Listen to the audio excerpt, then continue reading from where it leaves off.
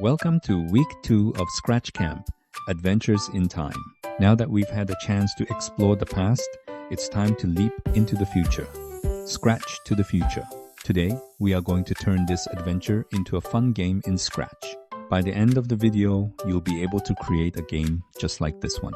If you enjoyed the video, please like and subscribe. Without further ado, let's get started. First, let's upload the backdrops for our game.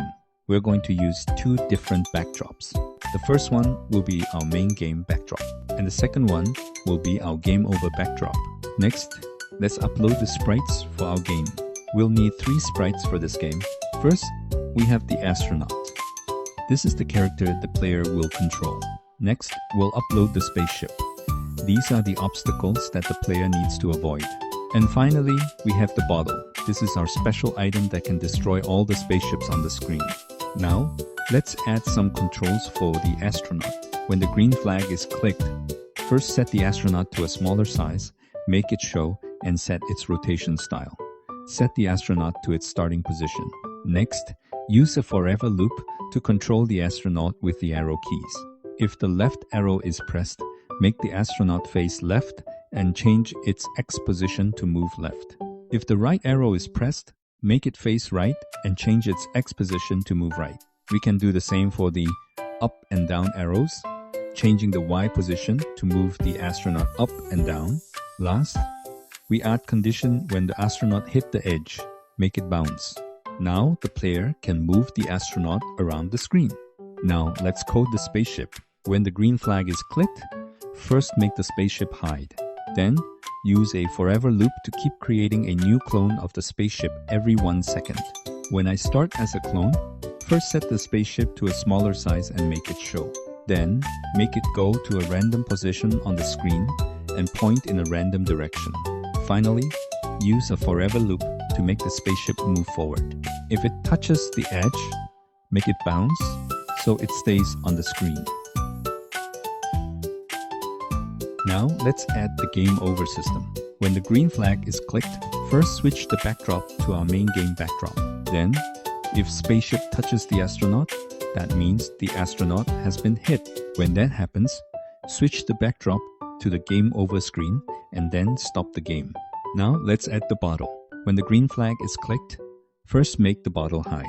Then move it to a random position and point it in a random direction. Wait for a short period, and then make the bottle show. Next, use a forever loop to make the bottle move forward across the screen. If the bottle touches the edge, make it bounce so it stays on the screen. Now let's add a variable to control how the bottle destroys the spaceships. First, create a variable called clear and set its starting value to 0. When the bottle touches the astronaut, wait for a short moment, then make the bottle hide. Next, set the clear variable to 1 and broadcast a message called clear all spaceships. After a short wait, set the clear variable back to 0 so the bottle can be regenerated later. Now let's make the spaceships regenerate when we touches the bottle. When the spaceship receives the clear all spaceships message, make the spaceship hide. Then, wait for a short period before creating a new clone. We can simply copy the code from earlier that creates the spaceships and use it again to regenerate them.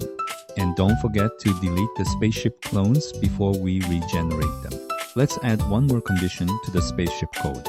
If the clear variable equals 1, that means the astronaut has touched the bottle and activated the special power-up. We delete this clone. They will all disappear from the screen. We also need to regenerate the bottle after it is used. When the bottle receives the clear all spaceships message, wait for 3 seconds. Then move the bottle to a random position, point it in a random direction, and make it show again. Now let's add a timer to make the game more challenging. We'll create a variable called timer to track how long the player can survive. When the green flag is clicked, set the timer to 0. Then use a forever loop. Increase the timer by 1 every second. And that's it. You've just created Scratch to the Future, a fun space adventure where you control an astronaut, dodge spaceships, and use the bottle power-up to clear the screen. If you enjoyed this tutorial, don't forget to like and subscribe. Thanks for watching, and I'll see you in the next game.